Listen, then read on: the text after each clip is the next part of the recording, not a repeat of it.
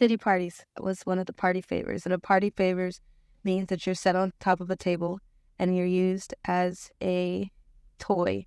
Diddy really has no fear of the public knowing his actions.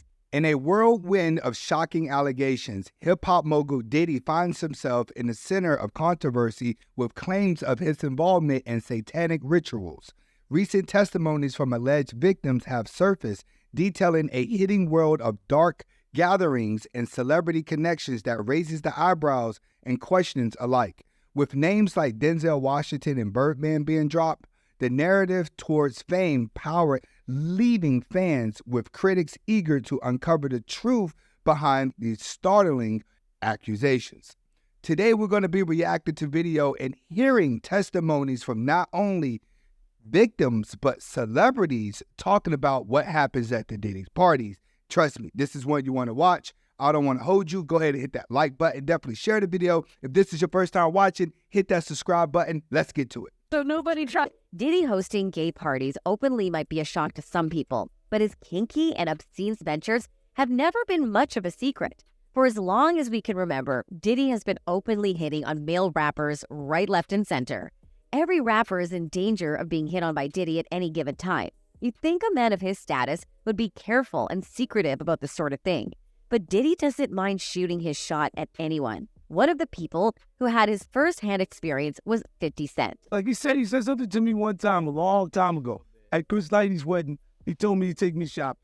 50 Cent recalls how Diddy asked him out and offered to take him shopping, which is a weird thing to say to another straight man. 50 Cent knew immediately that Diddy isn't thinking of an innocent shopping trip. In fact, he's thinking of some other favors. 50 Cent didn't appreciate Diddy's behavior at all, and let him know that. That's something a guy says to a girl, 50 explained. Puffy's got some fluffy stuff going on. It's strange because most of the guys behind the scenes, they're willing to do whatever it is that they have to do in order to get to the fame and money. It actually shows you how lazy people are in the industry, knowing that they can sleep their way to the top. So once you're surrounded by so many people that are willing to sleep their way to the top, you start to assume everybody that wants to be famous is going to do the same thing. And that's where Diddy got caught up at. He got so used to getting what he wanted that when he got around to a real one, he didn't know how to react to it. But Diddy was unfazed by this allegation. He had a rather jolly reaction to it, which really makes one think. Diddy really has no fear of the public knowing his actions. He responded to 50 Cent saying, "I don't even think of no other man. If I'm thinking about another man, I'm thinking about uplifting." Well, Diddy will let you know. That wasn't really convincing. He once accidentally admitted to sleeping with Usher in the same bed when Usher was just a little kid. I mean, back in the days when he was like 10 and I was a little bit older, his older brother, we used to fight over the frosted flakes. This is wrong on so many levels. That's what his confession makes it look like.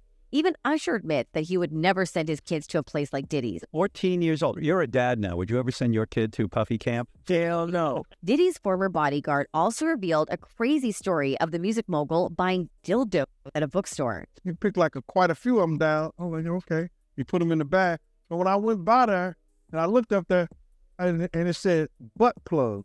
He then proceeded to use the kinky toys on another rapper later that evening. Diddy had no problem with the fact that people might see him in the exotic bookstore or that his bodyguard knew what he had bought. Puff ran out. He was grabbing the towel. Ja ran out. He said, but you ain't want to go up in there because there was a lot of friggin' going on. You mean to tell me Ja Rule was getting his cheeks busted open? Now I see why 50 Cent really wanted to end his career. This isn't the first time Diddy was in the news along with dildos. Cameron also saw some dildos in Diddy's bathroom. Puff had a brownstone, I believe, on 35th Street and Park Avenue. And I went to use a bathroom, and there was a dildo on the bathroom sink. Diddy seems to use other rappers and singers from the industry to fulfill his own kinks and desires.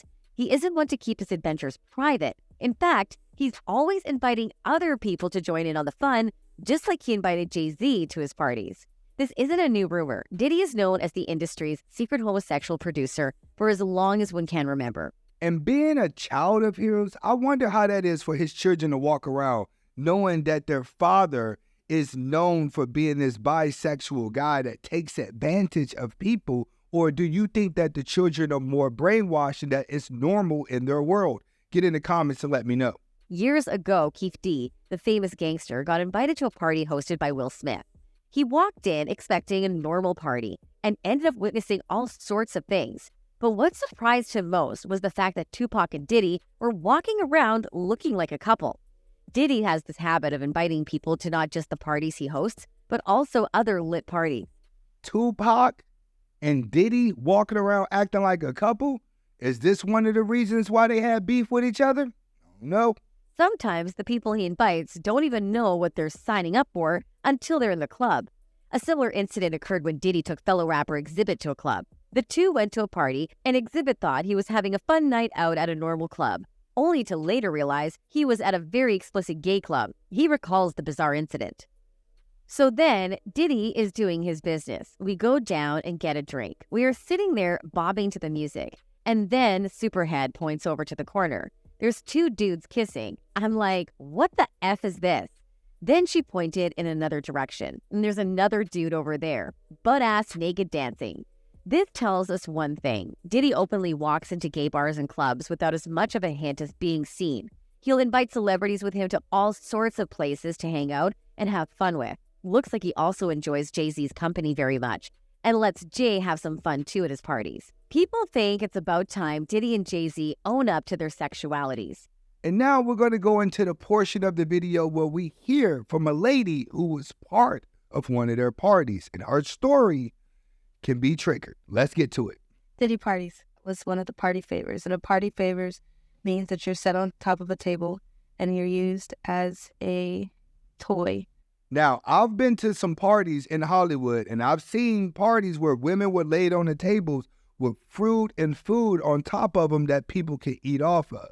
For anybody who comes across the table or who wants to party at a certain time of night, when the music stops and then the DJ starts flashing all these lights and they close the doors, and then everybody turns into like a frenzy and starts going into a crazed animal-like demonic state, and you have no idea what's going on. And yes, there was a time where I was just like completely don't give a shit because it happened, and I was the type of kid that thought you're in the presence of Hollywood, so you should be honored and you should be appreciating that you're there. And this is what a lot of women are doing. They're showing up thinking, I'm here. I'm going to be freaky. I'm around some of the most famous people in the world. But when they don't get what they want years later, that's when they come back and try to sue. She's blatantly telling you, I felt like I wanted to be there doing all this stuff. I was that person. I totally acted like that. I was like, oh, it's fine. You know, it really doesn't matter. But then it really did matter when my pimp was like, he had lots of rules. So now we're identifying this woman as a street girl. This ain't no regular woman that just showed up at the party. She got paid to be there. Her intentions were to make money. And it was more money. And if you know the difference between a pimp, a John, and a trafficker, the trafficker is the supplier, but the pimp is collecting the money and the John is doing the buying. So if the pimp is saying that Full House, actual, full-blown, by the way, kids don't watch this. Goodbye. I love you. Goodbye. If you found my stuff, get off right now. This is the moment where I'm telling you I'm angry. I forgot to put that reminder in the beginning. Okay, cool. Goodbye. What was I saying? Full House, if the pimp paid for, if there's rules to Full House sex and there's rules to anal and there's rules to all kind of different jobs. Once you start selling your soul for money, believe it or not, there are no rules. People just don't respect you anymore. Okay, so at a certain point, kids. I was in the care of Riverside County Child Protective Services at the time. I was 15. So you were 15 years old with a pimp on the streets getting paid to go to Diddy parties. Let's just get everything clear. Barely 16, 15, 16. It's foggy. A lot happened that night, and I went really numb. And if there's videos or if there's anything that could go from that, then pull them, because we all know that there's so many cameras around. So I can try to post the affidavits and I can put out what happened, but at the same time, what am I supposed to do when nobody's really asking about the kids that are present in these parties now and were then, because they're really just going after all the celebrities and the adults, which I'm happy that we're finally here, and I'm grateful that we're finally pulling the names that need to be pulled. But at the same time, nobody's asking about the kids and who else is really there. And no, it's just not about all these dudes having sex. They need people to fluff them, which are hand jobs and blow jobs. And those are the kids and the people on the party favors desk. And then on top of that, if you guys don't know, the fluffer is the one that's at the P-Hub shoot that's making sure that the guys stay up to perform. And she's saying that's what she was there for, to make sure everybody stayed up so they can go and have sex. So they're just like the pleasers to keep everybody hard. There's this big ass wheel, and they make it like a carnival thing, and they literally strap you to a wheel and spin it, and then after a certain time, you have no idea what's happening because you're numb. And if you throw up like I did, then your face is going to be rubbed in and you're going to have to eat it. And then people look at that as a sick fetish too. Blood is a fetish. Throw up is a fetish. Can you imagine that? Eating your own throw up? Ugh. So I have DID, and I went numb after a while. There's a reason for all of my splits, but I just went numb after a minute. And there's times where I just checked out. You can check out for a few hours while somebody is messing with you. It exists because if you start fighting them back, then you're gonna see, or it's gonna hurt worse. So well, for me personally, I checked out. That's how I'm still sitting here. So yeah. It's a shame. A lot of these girls, they love going to these parties. They can be influenced by fame and so much money and find themselves getting used. This is why you don't really want to be famous. There's a price that comes with that. And it seems like everybody that's broke and have nothing, you're willing to put your soul out there for sale in order to get somewhere far. You always see the brokest people doing whatever with the richest people, and everybody in between seem to be happy with who they are. And that's not the only thing, because after so many hours of dealing with people, people assaulting you, after so many hours of that, then if you're still okay, then they just make you go to another job like I did. So then you're just transported through the tunnels. What I don't get is she's a street worker. She's used to being paid and getting poked over and over again. It's just another woman that's down there on Skid Row. Like, when it comes to her story, it's like, are you forced to do it? Were you paid to do it? Like, where would she stand in this category? Yeah. One thing that I could tell you about Hollywood from my experiences being behind the scene for a brief period of time, a lot of people are begging to go to them parties. A lot of guys want to go to those parties so they get touched. A lot of women want to go to those parties to get touched, hoping that something is promised to them after the fact. And most of them are doing this voluntarily because they think it will get them somewhere in the long run, and it doesn't. They're just being used because they are vulnerable. What do you think about the situation? Get in the comments to let me know. And if this was your first time watching, definitely hit that like button, share the video, and subscribe. See you on the next video.